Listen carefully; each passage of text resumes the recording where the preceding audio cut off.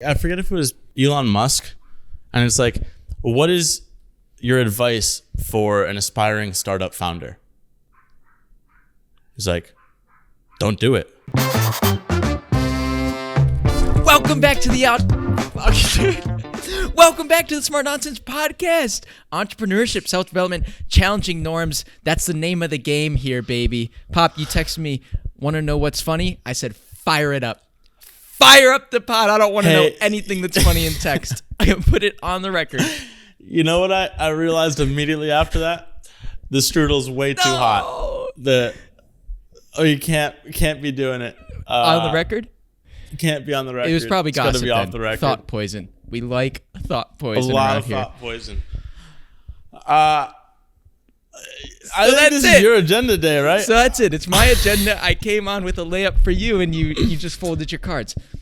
So let me hit you with the weird one, because it's still festering.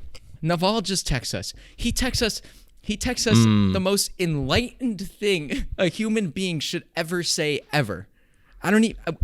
He ends it with, money doesn't change the world, ideas do. Let's make sure they're the best ideas. Nobody knows how to respond. There's like 20 people in this group. Nobody knows what to say. I'm supposed to post a clip like an hour ago. I was thinking about doing it, and then I saw that, and I'm like, there's no way I'm going to follow this up with, hey, sure, Naval, tweet live, retweet if you can. Dude. I can't follow that up. Well, you were saying. So now I'm thinking. Naval, you're enlightened and all, but like, we're still looking for basic shelter on our hierarchy of needs. We're not on your level, man. I know, dude. He is Maslow. He's just there. He created the fucking food pyramid, and now he's arisen above it. He's like, money's nice to some level, but I don't need that no more. Let's make something for posterity. No, we need money. Granted, still. Hey, I almost wish you could read the whole thing, but it's so like right from the get-go, you're like, whoa, what the fuck? Do you have it open? It's a mini essay. Right from the get-go is something I've been musing on. You don't want a something I've been musing on from Naval. You know that's a book. A muse. I like a muse. The next sentence, what is it? It's like something about what he wants to accomplish in his life. I was trying to figure out how I can make the largest possible impact for humanity with whatever remains of my life. Not as an obligation or because it's good, but simply as a self-expression of who I am and what I firmly know to be true. Nobody can respond to this. Fuck yeah. Hey, he knows it's true. You can't counteract truth. Honestly, the truth is to me, it sounds like Todd, the direction Todd was going. The truth is the truth. I'll just send him that.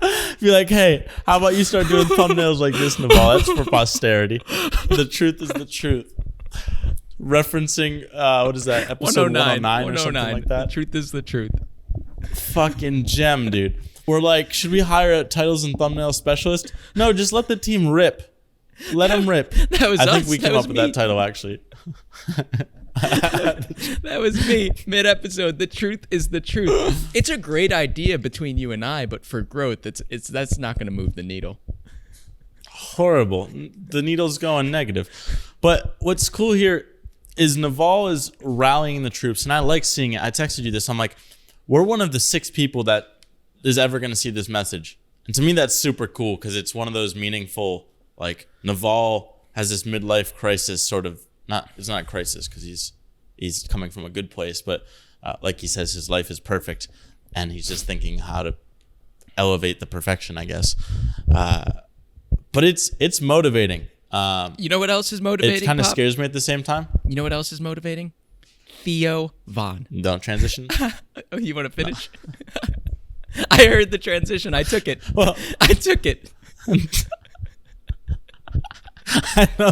Seize the day. Tabula rasa. I'm like, where are we going? Where are we going? I see the transition. I'm going to take it. No, but here's what I like. It's just, I sent you, oh my God, dude. the CEO video of Naval that got me in trouble. I haven't watched it yet. I was thinking about I haven't watched it yet. That's the video, though. I was rewatching it. Can you make your point? A lot of off-the-record stuff here. What is the point? This is why you gotta let me take my transition. Take it while it comes.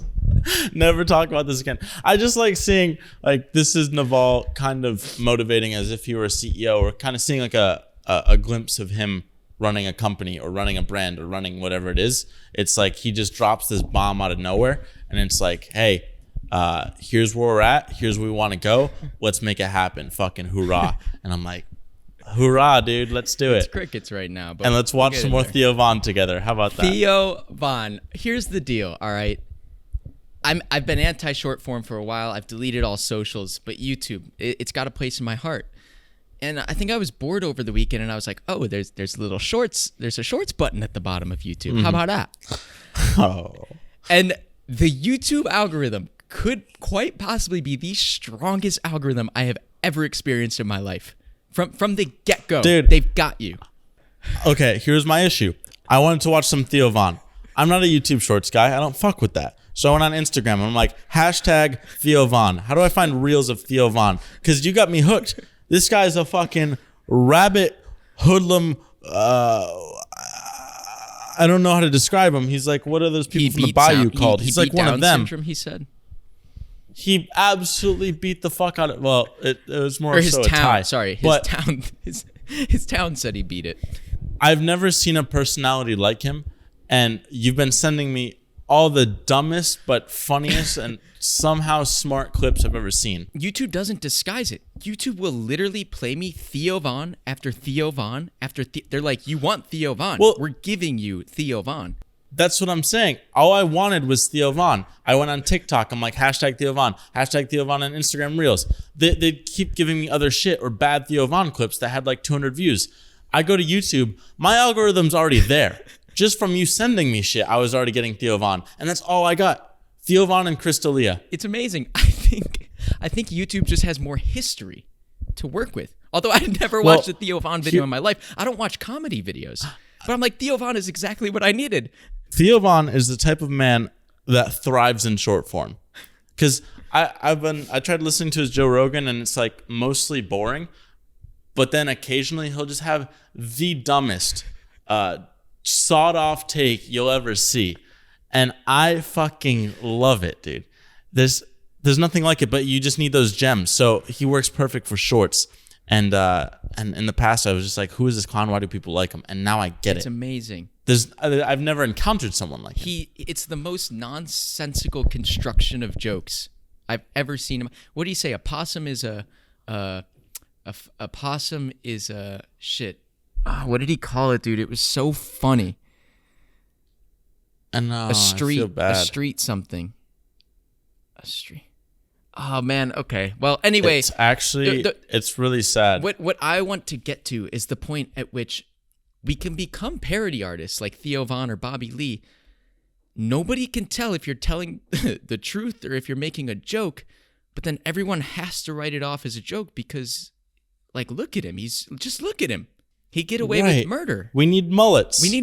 I think you literally, he says something and you're like, oh, he's got a mullet. Okay. Right. You just discount it. Same with Bobby Lee. He says something crazy stupid. and then he just goes like, and that's it. And you're like, wow, he really just said that. Okay.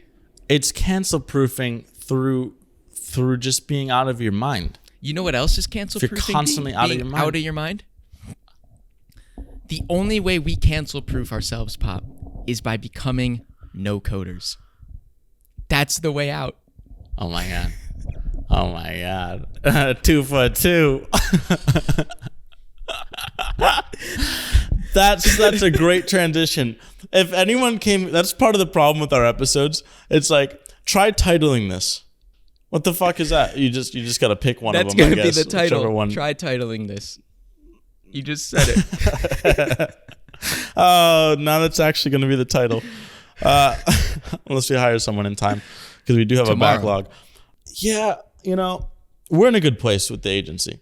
It's cool. We basically just crossed a big threshold in terms of numbers. That's nice. And we like it. It's slightly less hands-off than before because we have this nice 10 for 10 package that is selling like hotcakes because it's just fucking intuitive. It's like 10 for 10. That makes sense. Premium clips. Awesome. Let's do it. Like, it's a no-brainer. But we aspire to greater things. This agency can be something cool, but we're like, we see all these people that are like, hey, I want videos and I can't pay 10 for 10 prices, or I just want my own editor around the clock. How do I get that? Can anyone tell me? And we get these messages almost daily, probably daily actually, at least on average. And it's like, I like averages. People don't know what to do. They don't know where to look. I don't, for example, you just, with this hiring video for the TNT scientist, the titles and thumbnails and socials, I don't know how to hire a VFX artist on Fiverr. I've just never like tried it. And that's sort of what scares me. How do you communicate a project? Or how do you know what they need to get started? There's so many problems. And so what we're realizing is we have the unique ability to know where a lot of the best editors are, how to find them. A lot of people have no idea. And plus we know exactly what they need and what the client needs, just because we've been in that role constantly of like, hey, here's like, for example, sizing and like, do you need a thumbnail? Like all the questions to be asked, we just spoon feed it to a person. Like you come in Fiverr and it's, I'm guessing, or Upwork or whatever, it's pretty broad. But we're trying to niche down on just the video side of things. Granted, I don't know if we're supposed to be talking about this, but I don't know. Fuck it, we'll move fast. Hey, we move fast now. We know code. Right. It's already going to be up by the time you see this. How about that? So we just specialize in video, and then it's like, if you need a video made, you come here, and everything is just the easiest flow through process there ever was.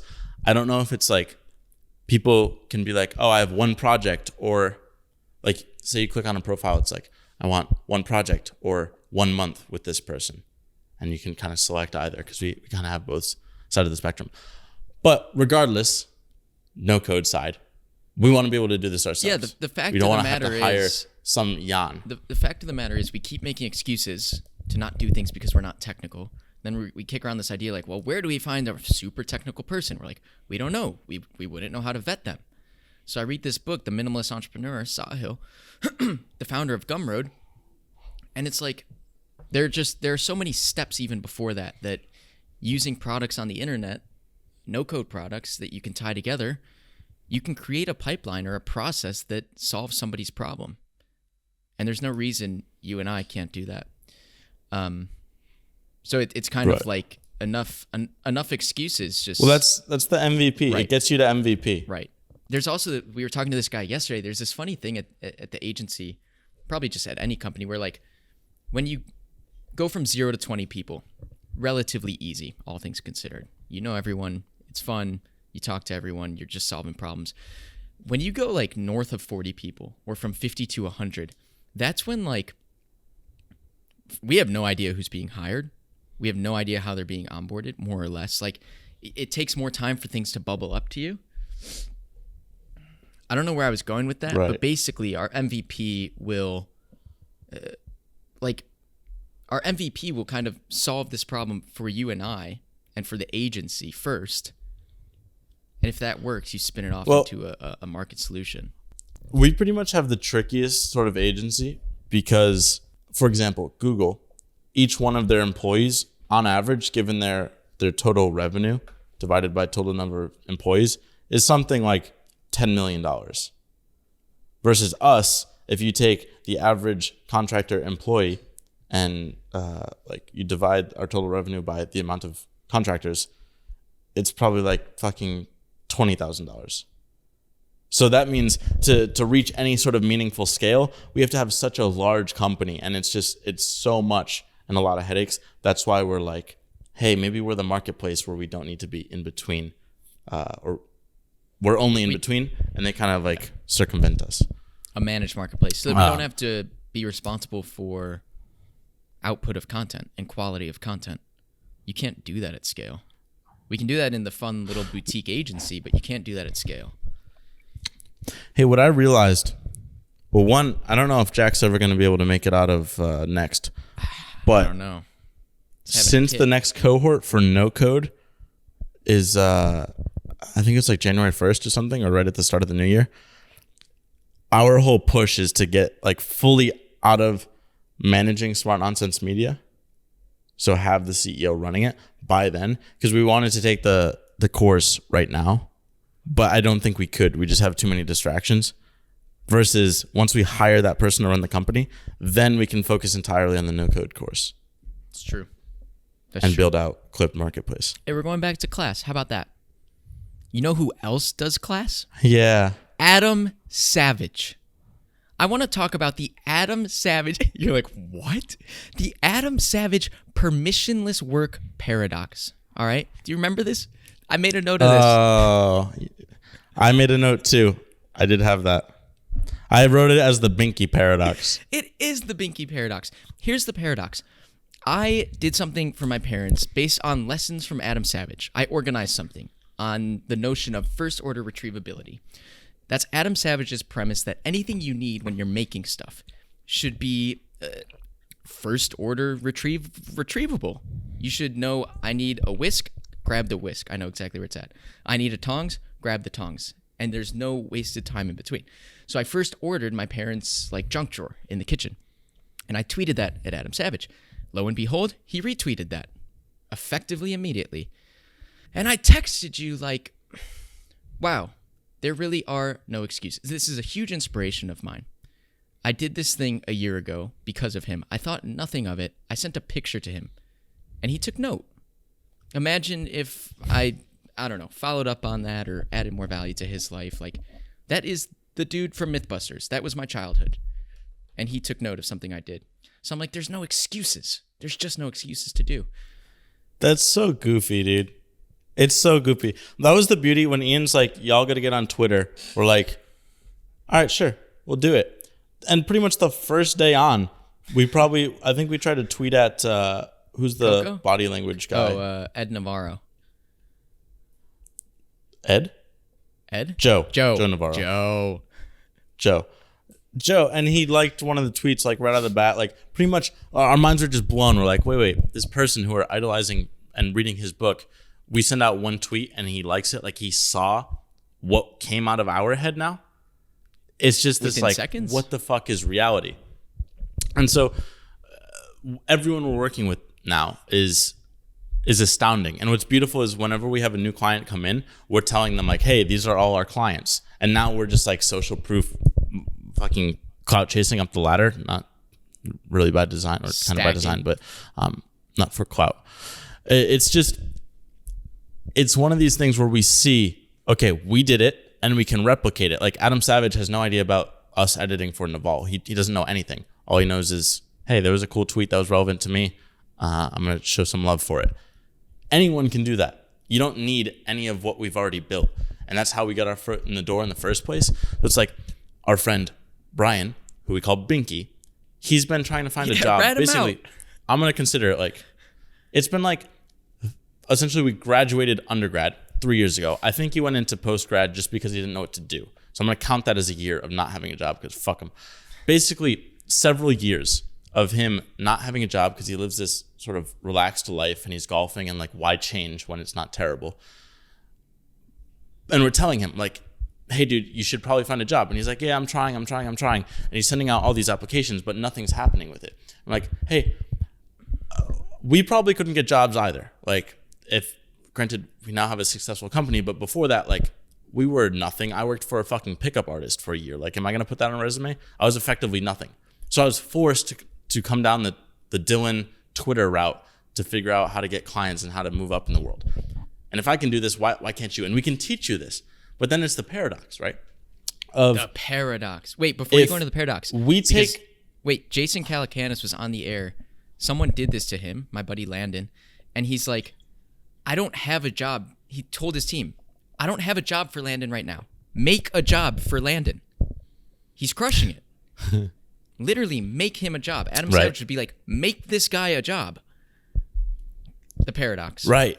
And that's why I hate, it's sort of like you never want to be in a Google form, as in you never want to apply the same way that everyone else has because you're not going to stand out. You're just going to be another on the resume coming through. And that's why pretty much everyone we hire is through referrals. And even like our online jobs.ph, this is kind of like the thing I was going to talk about at the start of the podcast.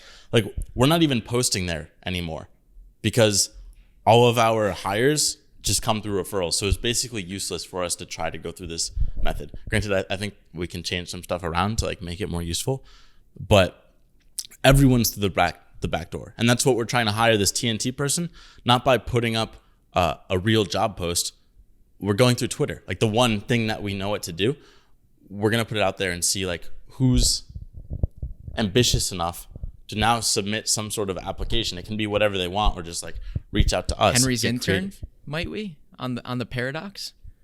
Hey, call him out. What the fuck is that? I forgot that played into it. Wait, hit him with the paradox. The permissionless work paradox. I think it's a book, permissionless work. Well, it's like we keep probing our friend Binky. It's like, hey, we know exactly the playbook to do. We've done it probably a dozen times, honestly, at this point, with different people, and gotten their attention, started working with them, have these amazing relationships. We'll teach you how to do it. Just do it. Just do it. But at the same time, it's like we're pulling teeth trying to get him to do this, and we know it'll work. But if we're doing this, it's essentially, if you're the person on the other side, you don't want to hire that person. Because the idea is, you want to hire the person that goes out of their way, is super ambitious, is super like crafty in what they do. And Brian here is being the opposite of that. He's rejecting everything we're spoon feeding to him. So if he does end up doing it, it's like, fuck, I wouldn't actually want to hire this person.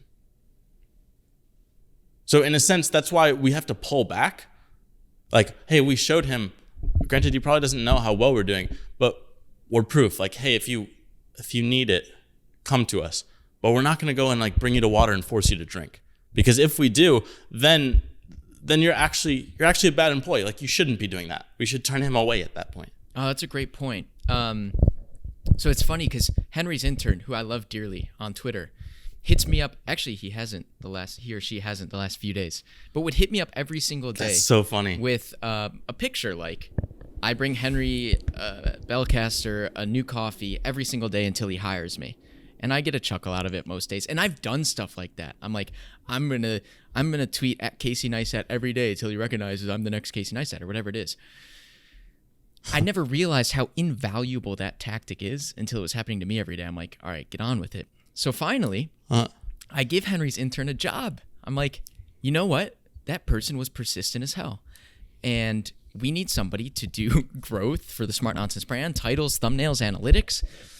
And okay, let me give this permissionless work layup to Henry's intern because we don't know where else to turn.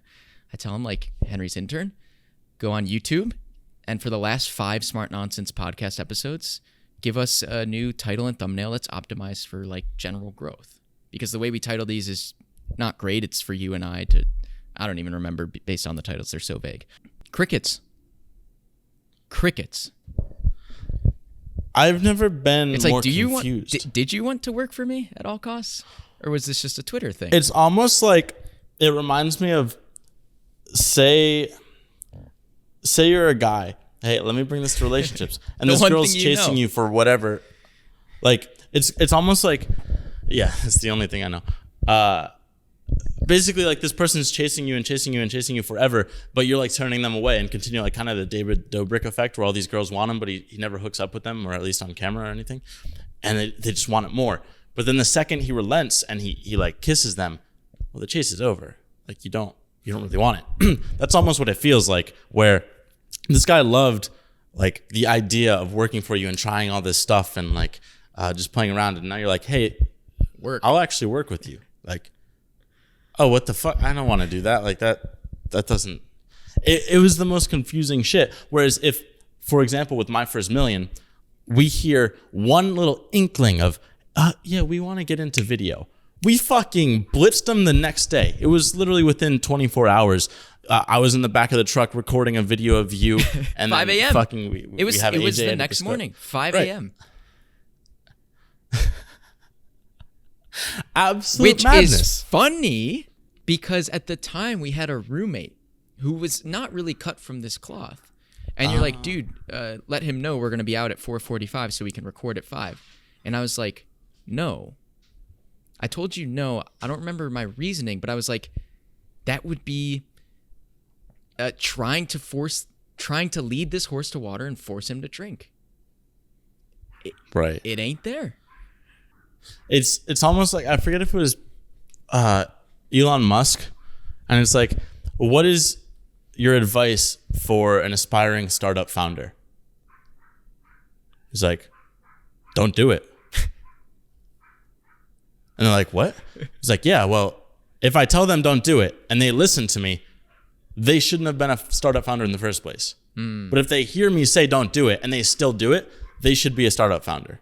It's almost like that. You want to push them away. So when we had that person staying with us, you could probably know his name if you listen to the podcast, but we were, at the time, I was balling out making $8,000 a month, and everyone was like, Dylan, you're making $8,000 a month. Oh my God. And it was like, we have so much demand, and it was incredible. And I'm like, yeah, dude, it's really easy. Like, I'm literally hiring these people constantly. I can just give you one. All you have to do is find a client and learn a little bit of video editing. I forgot. And nothing ever came out of it.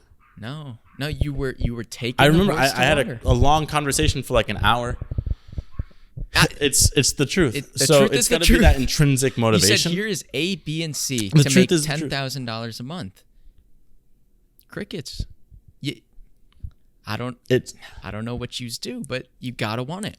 But then on the other side, we also have these people, like, there are certain people that we just want to work with. So that what's the guy that interviewed Chris Sacco? What's his name? Campbell. Baron or something? Yeah, out him.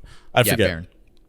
But he's a stud. Like, you've been talking a lot. He watches all our content. He's interacting. Same with several of our mentor list people. Like, they're on our radar, and it works.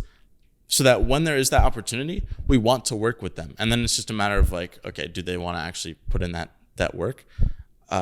Which my God, yeah, Belcaster intern had it in the bag. Right. So we're scripting this video, trying to figure out how we're gonna hire this position. We never hire in this way, and we're like, oh, Campbell. He's of really high value. I know his story. I've talked to him a few times. He's always pinging me. He's always interacting. He's bought into the thing. If you can do that for anybody, the second they need something, it's a no-brainer. It's so fascinating. It gets back to when we originally blitzed the My First Million podcast, and Sean DM'd me, and he's like, the world is full of so many mediocre people that you can tell immediately when you have someone in the top 1%. And that was you. Or us, I should say. And it's like, it's so fucking true, because everyone here is just either non-existent or they're all talk. So when you get someone that actually executes, and that's like your superpower is pushing to just fucking do and just get it out there at 80% or whatever level, people fucking love that and they eat it up. And like, for example, all this person, Henry Belcaster's intern, had to do was show a decent thumbnail and title. Dude, it didn't have to be that good. It didn't have to be that good. You just had to be a job done.